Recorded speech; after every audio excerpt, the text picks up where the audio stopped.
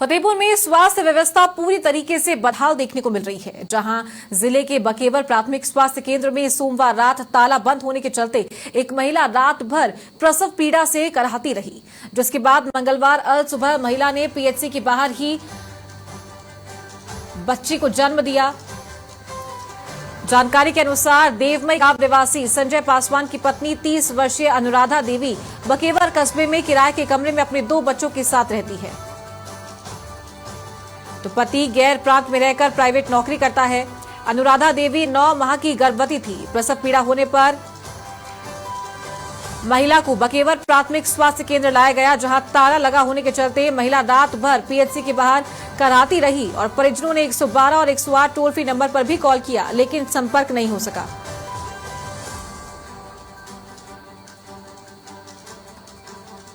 जिसके बाद सुबह 5 बजे महिला ने बच्चे को जन्म दिया। सुबह 8 बजे अस्पताल स्टाफ के पहुंचने पर महिला को आनन फानन में अस्पताल में भर्ती किया गया, जहां जच्चा बच्चा दोनों सुरक्षित है।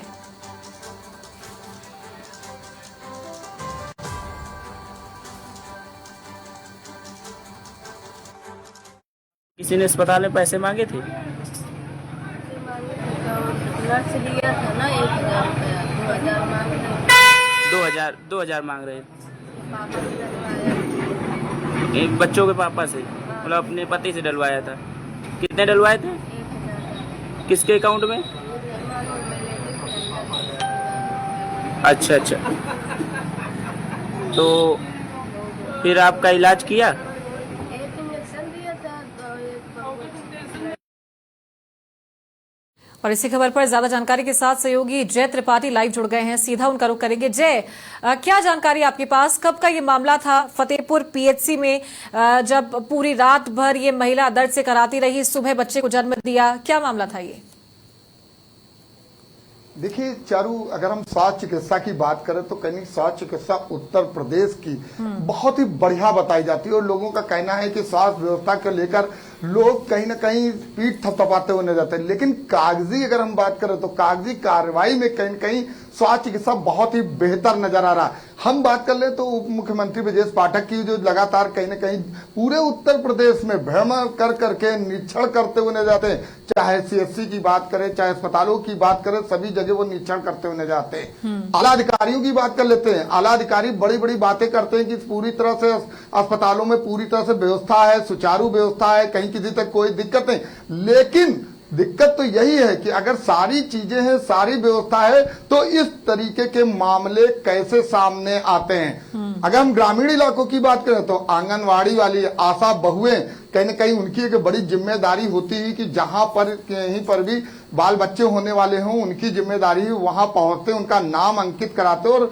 जिला स्तर की अगर हम बात करें तो कहीं न कहीं सीएचसी में जाके उसको अंकित कराते हैं। लेकिन अब आप देख सकते हैं यहाँ कितना बड़ा मामला है कि बच्चे का जन्म और वो भी हॉस्पिटल के ठीक सामने, अस्पताल बंद, और कहीं न कहीं अगर बात करें रात में दावे किए जाते हैं कि जो अस्पताल है, अस्पताल दिन रात खुला रहता है, लेकिन रात में बात करें तो केवल डॉक्टर वहां पर पहुंचते हैं, रात भर सोते हैं और बाहर का ताला बंद कर दिया जाता है। अगर ऐसे में इमरजेंसी अगर कोई मामला होता है तो आप देख सकते हैं क्या हालात होते हैं।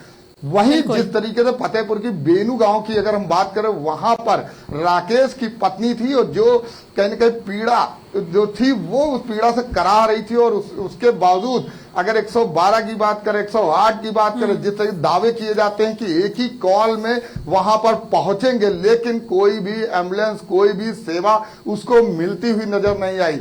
उसी पीड़ा में कहीं न कहीं वो अस्पताल तक पहुंचती और अस्पताल पहुंचते पहुंचते पूरी रात कराहती रहती और सुबह जब देखा जाता है कि हालात ये हो जाता है कि उसका प्रसव बच्चे को जन्म दे देती है और उसके बाद जब अस्पताल खुलता है तो आनन फानन में वो सारी कार्रवाई शुरू हो जाती है और लोग फिर पीठ थपथपाने लगते हैं और दिखाने लगते हैं कि मैंने भर्ती कर लिया और ये। लेकिन जो बच्चे का जन्म आप देख सकते हैं कितनी पीड़ा के साथ, कितने तड़पते हुए महिला, कहीं न कहीं आप वो मतलब दर्द कहीं न कहीं बर्दाश्त नहीं किया जा सकेगा। किस तरीके का हालात होगा, उसमें क्या मंजर होगा, क्या जो योगी सरकार लगातार महिलाओं की बात करती है कि महिलाओं की सुरक्षा व्यवस्था की बात करती है और बेटी बचाओ बेटी पढ़ाओ की बात करती है, और वो सरकार के राज्य में अगर हम बात करें स्वास्थ्य चिकित्सा को लेकर इस तरीके के मामले देखने आ रहे हैं। और यही नहीं चारू, उत्तर प्रदेश के कई ऐसे अस्पताल हैं जहां पर इस तरीके की आए दिन चीजें देखने को मिलती हैं।